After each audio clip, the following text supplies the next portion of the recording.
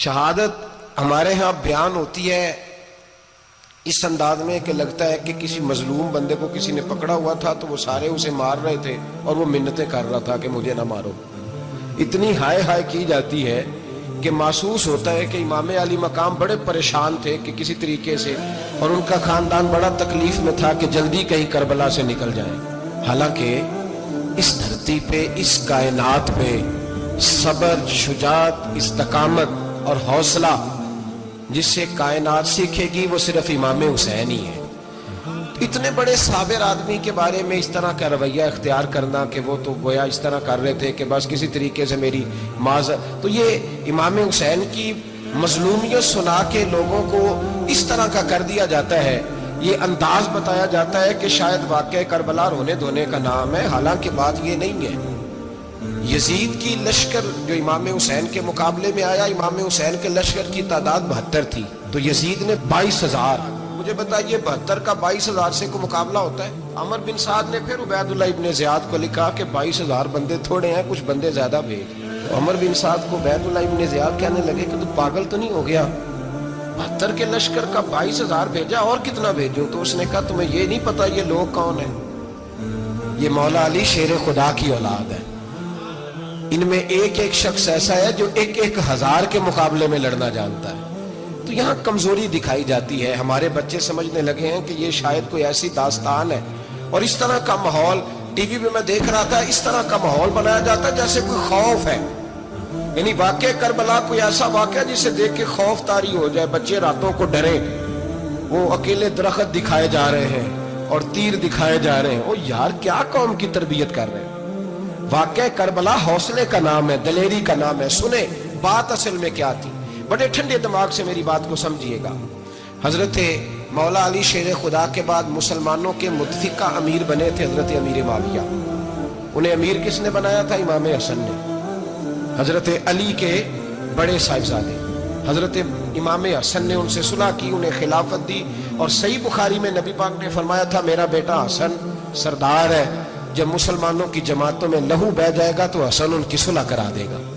وہ صلح امام حسن نے کرائی، جناب امیر معاویہ امیر بن گئے. حضرت امیر معاویہ رضی اللہ تعالیٰ عنہ بڑا پیار کرتے تھے نبی پاک سے، بڑا احترام کرتے تھے حضور کے خاندان کا. ان کی جو اجتہادی خطائیں ہیں وہ اپنی جگہ پہ موجود ہیں.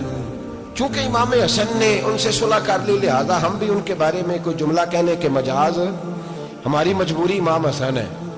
اس لیے کہ جسے امام حسن صحیح کہے پھر امام حسن کے ماننے والے کو اسے غلط نہیں کہنا چاہیے. حضرت امیر معاویہ رضی اللہ تعالیٰ عنہ کا جب وصال ہوا تو حضرت امام حسن پہلے ہی ان سے وصال کر گئے، آپ کو زہر دے دیا کہ آپ شہید ہو گئے. امام حسین موجود تھے تو یزید کے بارے میں لوگوں نے کہا جناب امیر معاویہ سے کہ یہ ٹھیک ہے، مناسب ہے اور بہادر ہے، دلیر ہے، وہ جو ہوتے ہیں نا خوش آمدی ٹولہ. تو حضرت امیر معاویہ کے گرد بھی کچھ ایسے لوگ تھے، انہوں نے آپ سے کہا کہ یزید کو نامزد کر دیں. تو آپ نے یزید کو بلایا، حوالہ مجھ سے دیکھ لیجئے گا.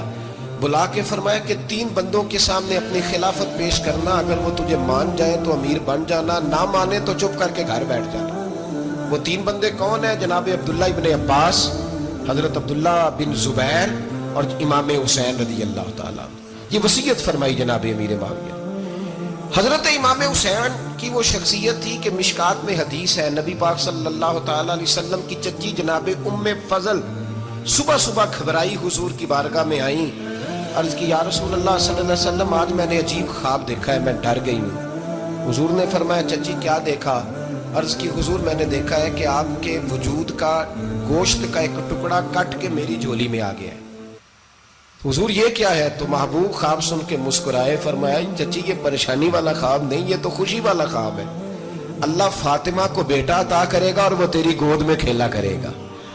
چونکہ وہ میرے وجود کا ٹکڑا ہوگا لہذا خواب تجھے یہ آئی ہے. تو امام حسین پیدا ہوئے، امام حسن کی عمر ابھی 11 مہینے تھی. تو نبی پاک نے امام حسین کو جناب ام فضل اپنی چچی کی گود میں دے دیا کہ فاطمہ کے لیے دونوں بچے سنبھالنا مشکل ہوگا. وہ خواب اس طرح پوری ہوئی. امام حسین سے حضور نے بڑا پیار کیا، بڑی محبت فرمائی نبی پاک سے. کچھ حدیثیں میں نے جمعے میں عرض کی تھیں. حضرت ابو ہریرہ رضی اللہ تعالیٰ عنہ کہتے ہیں یہ واحد بچہ تھا حضور کے گھرانے کا کہ میں نے دیکھا کہ نبی پاک صلی اللہ علیہ وسلم بیٹھے تھے تو یہ حضور سے کہہ رہے ہیں، نبی پاک سے کہ نانا جی اٹھ کے کھڑے ہو. کہتے ہیں حضور کھڑے ہو گئے تو کہنے لگے میں نے آپ کے برابر جانا ہے. بچے جو مرضی ضد کر لیتے ہیں نا. قد چھوٹا تھا, عمر 7.5 سال تھی. کہنے لگے نانا میں نے برابر جانا ہے. تو نبی پاک صلی اللہ علیہ وسلم نے ہاتھ پکڑ لیے, فرمایا چل پھر ہو جا برابر.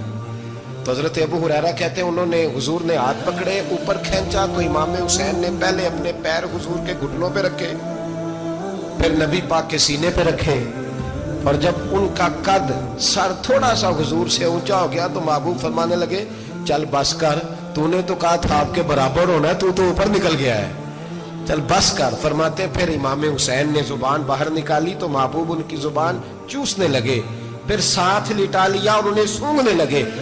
تو میں نے عرض کی حضور آپ حسین کو سونگھتے کیوں ہیں؟ تو فرمایا ابو ہریرہ مجھے حسین کے وجود سے جنت کی خوشبو آتی ہے, مجھے حسین کے وجود سے جنت کی. ایک دن حضور گزر رہے تھے. اصل اس طرح تھا کہ یہ نبی پاک کا حجرہ تھا. جن لوگوں کو اللہ نے مدینے کی زیارت کرائی ہے وہ جان سکتے ہیں نبی پاک کا حجرہ تھا. تو حضور کے حجرے کی اس جانب یعنی مسجد کی جو بالکل سیدھ ہے اس کی بیک میں سیدہ فاطمہ رہتی.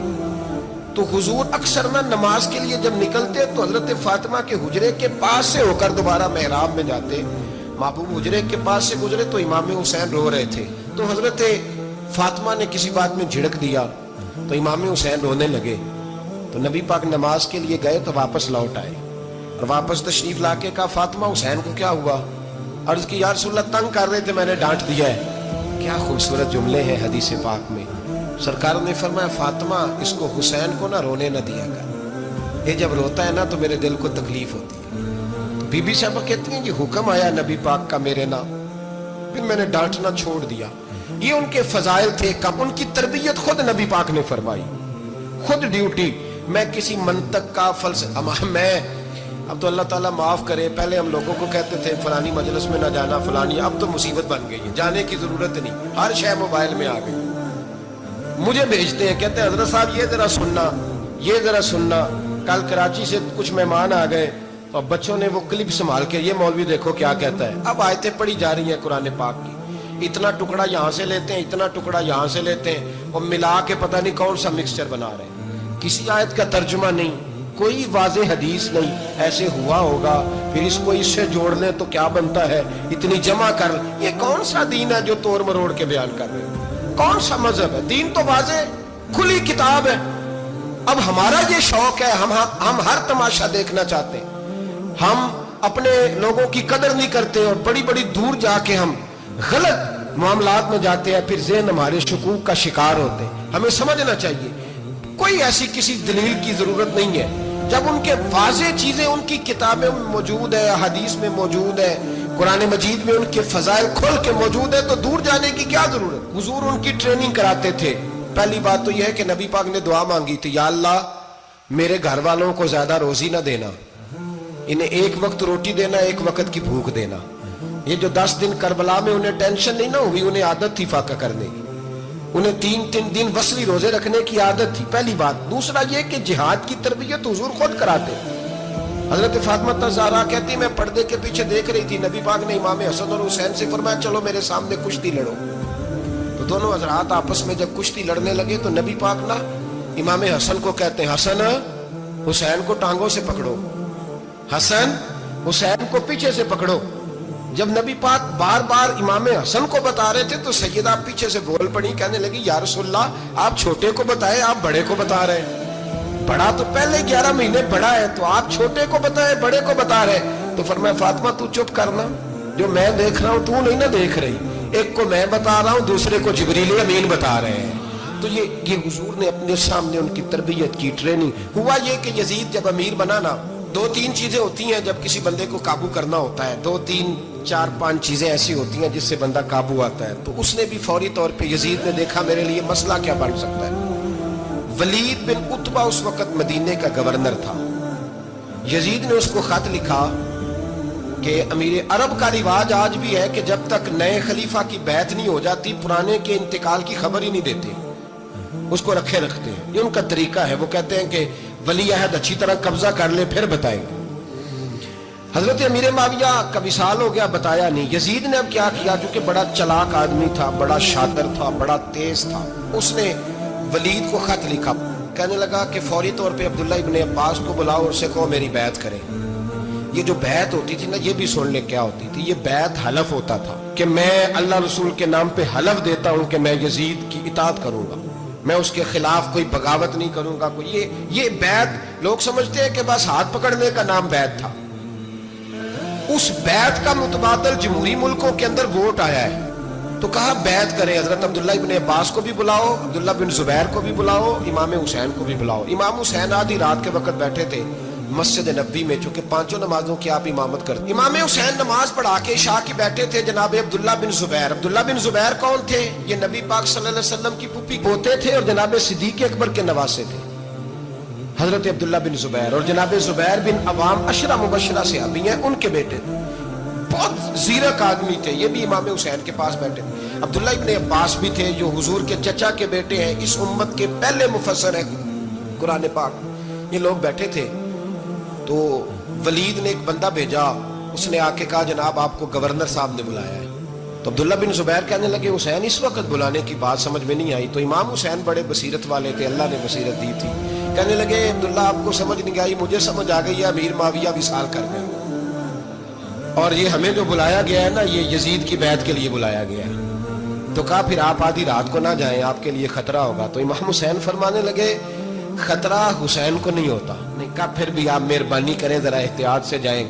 تو جناب عبداللہ ابن زبیر نے، عبداللہ ابن عباس نے 14 بندے نیزے دے کے، تلواریں دے کے امام حسین کے ساتھ بھیجے اور کہا کہ امام حسین اگر اس نے کوئی غلط ملت بات کی نا، زبردستی بیعت کرنے کا کہا، تو آپ بس کوئی ایک بات اونچی آواز میں کر دینا، یہ سپاہی پیچھے آ جائیں گے. امام حسین ان 14 بندوں کو لے کے گورنر ہاؤس پہنچ گئے. جب آپ وہاں پہنچے اس نے بتایا، اس نے کہا جی حضرت امیر معاویہ انتقال کر گئے اور آپ نے یزید کی بیعت کرنی ہے. تو امام حسین فرمانے لگے میں چھپ کے بیعت نہیں کروں گا. مجمع لگاؤ، جمعے والے دن اعلان کرو. جو طریقہ ہے حضرت ابو بکر صدیق کا، جو طریقہ ہے حضرت عمر فاروق کا، جو انداز حضرت عثمان غنی کا ہے، جو مولا علی کا ہے، سر عام اعلان کرو. اگر ساری دنیا یزید کی بیعت کرے گی تو میں بھی تیار ہوں. تم مجھ سے بیعت لے کے پھر لوگوں کو بتانا چاہتے ہو کہ حسین بیعت کر رہے ہیں تو تم کیوں نہیں کر رہے؟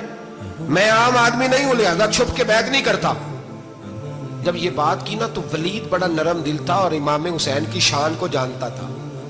وہ جانتا تھا یہ نبی پاک کا خاندان ہے. اس نے کہا جی مجھے تو حکم تھا، باقی آپ حضور کے نواز ہیں، میں کر کچھ. وہاں ایک بڑا بدبخت شخص بیٹھا تھا، عبد الملک بن مروان.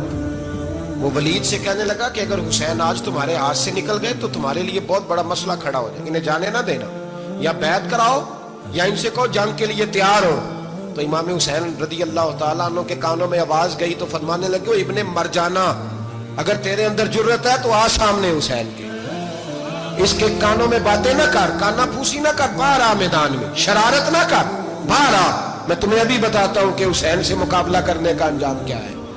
یہ کہہ کہ امام حسین باہر نکلے، اپنے بھائی محمد بن انفیہ کو بلایا، عبداللہ بن زبیر، عبداللہ ابن عباس، ڈھیر سارے لوگ اکٹھے ہو گئے. فرمایا یہ معاملہ ہے، اب کیا کرنا ہے؟ تو وہ کہنے لگے حضور وقت ابھی مناسب نہیں ہے، آپ اس طرح کریں یہاں رکے، ہم مکے سے، عراق سے، کوفے سے لوگوں کو بلاتے ہیں، یہاں ایک بڑی مجلس مشاورت قائم کرتے ہیں.